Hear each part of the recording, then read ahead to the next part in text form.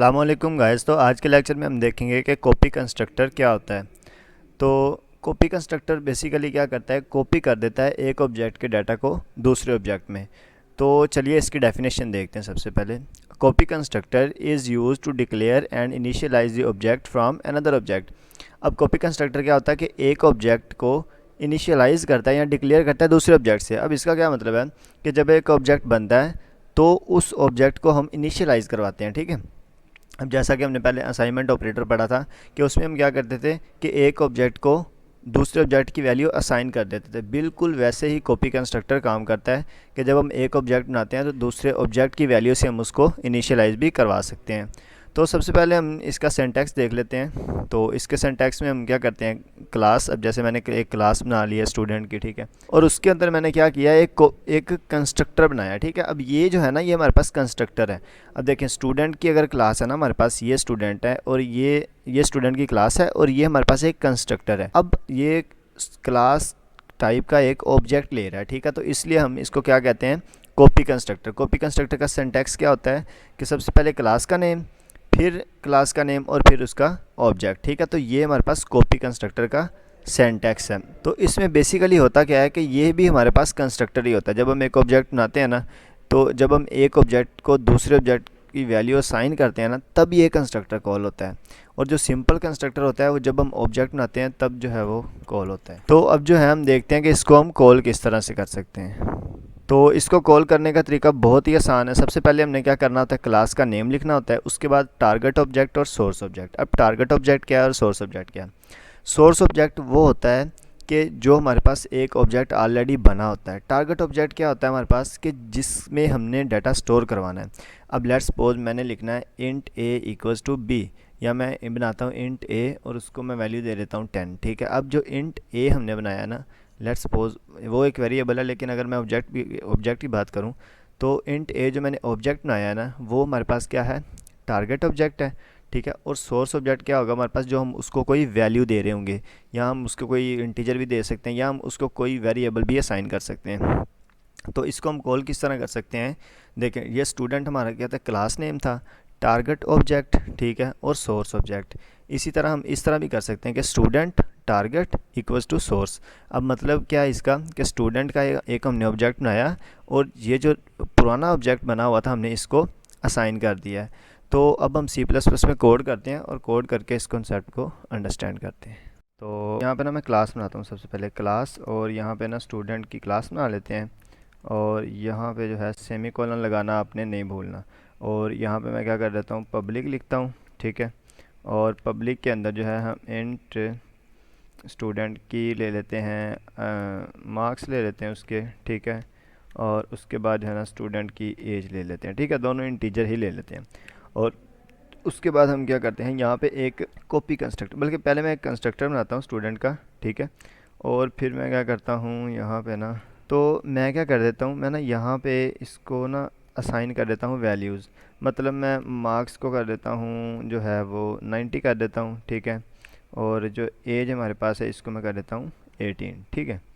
तो यहाँ पे जो है ना मैंने वैल्यूज़ असाइन कर दी हैं। अब मैं क्या करता हूँ, मैं एक जो है ना वो गेट का फंक्शन भी बना लेता हूँ, वॉइड, और मैं प्रिंट का फंक्शन बना लेता हूँ। और यहाँ पे जो है ना मैं वैल्यूज़ को प्रिंट करवा देता हूँ। मैं कहता हूँ दी एज ऑफ स्टूडेंट इज़, ठीक है। और यहाँ पे जो है ना मैं एज दे देता हूँ और एंडर लगाते हैं। और यहाँ पे जो है ना मैं लिख देता हूँ दी मार्क्स ऑफ स्टूडेंट और, ठीक है। और यहाँ पे जो है ना मैं मार्क्स दे देता हूँ और यहाँ पे भी एंडर लगा देते हैं। अब मैंने क्या किया, मैं स्टूडेंट टाइप का एक ऑब्जेक्ट बनाता हूँ, ठीक है। और यहाँ पे मैं इसको std1 का नेम दे देता हूँ, ठीक है, ठीक है। अब हम क्या करते हैं, प्रोग्राम को रन करते हैं। और उससे पहले मैं क्या करता हूँ, मैं ना यहाँ पे फंक्शन को कॉल कर देता हूँ std, ठीक है, 1 डॉट, और उसके बाद जो है ना ये प्रिंट का मैं फंक्शन कॉल कर देता हूँ। और कंट्रोल एस से सेव करता हूँ और प्रोग्राम को रन करता हूँ। तो जब मैंने प्रोग्राम को रन किया तो यहाँ पे जो है ना हमारे पास आ गई हैं दो स्टेटमेंट्स। यहाँ पे the age of student is 18 and the marks of students are 90। अब कॉन्सेप्ट आता है कॉपी कंस्ट्रक्टर का। कॉपी कंस्ट्रक्टर हमारे पास क्या होता है कि मैंने कहा था उसी क्लास का एक ऑब्जेक्ट लेता है और क्या करता है कि दूसरे ऑब्जेक्ट से वैल्यू इसकी स्टोर, मतलब दूसरे ऑब्जेक्ट को वैल्यू असाइन करता है। मतलब अब क्या है, अब ये हमारे पास जो है ना, ये वाला, ये जो मैंने अंडरलाइन किया हुआ है, ये हमारे पास क्या है, टारगेट ऑब्जेक्ट है। ठीक है, मतलब टारगेट यहाँ पे ऑब्जेक्ट होगा।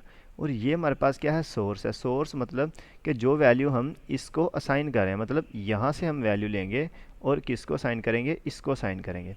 तो यहाँ पे मैं क्या लिख देता हूँ, marks equals to object dot marks.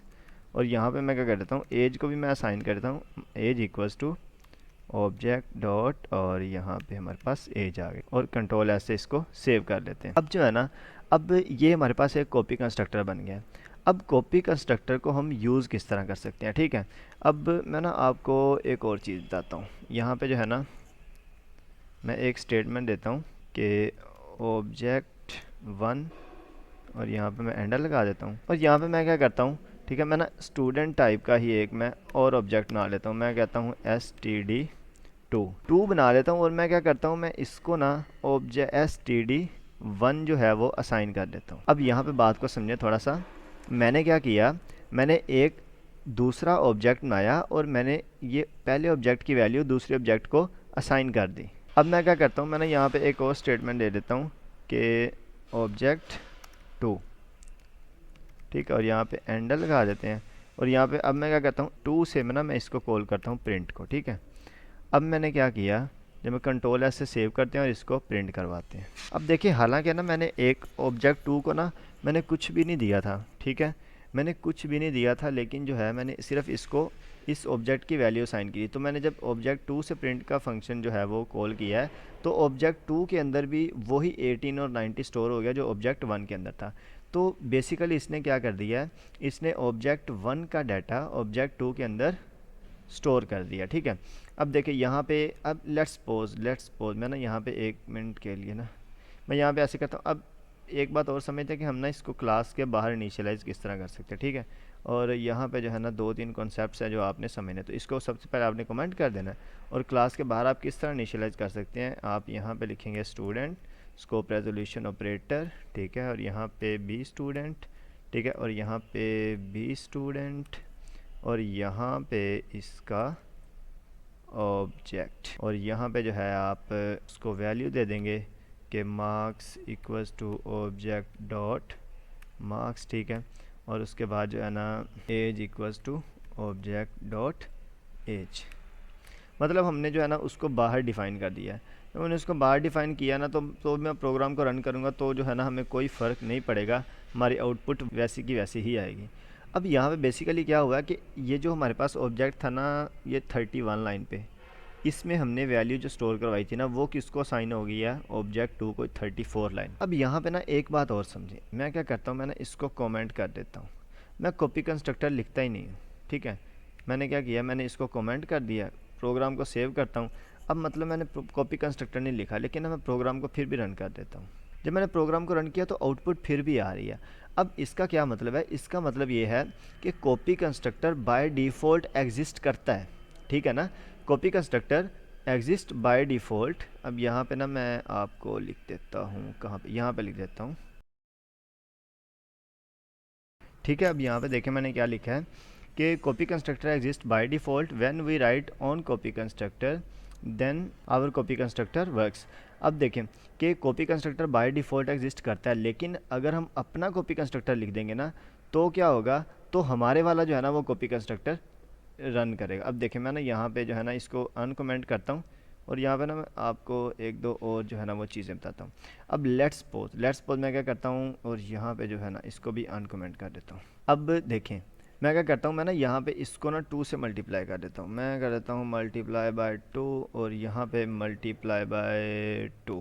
जब मैं 2 से मल्टीप्लाई किया तो हमारे पास जो न्यू ऑब्जेक्ट होगा ना वो 2 से मल्टीप्लाई हो जाएगा। देखें अब मैंने क्या किया था, अब देखें लाइन 26 में मैंने क्या किया, जो न्यू ऑब्जेक्ट बना था ना मार्क्स के अंदर, जब मैंने डबल स्टोर करवाया तो क्या हो गया, 180 हो गया। और जब मैंने एज को डबल किया तो वो कितनी हो गई, 36 हो गई। तो ये जो था आज का छोटा सा कॉन्सेप्ट था, उम्मीद है आपको समझ आ गई होगी।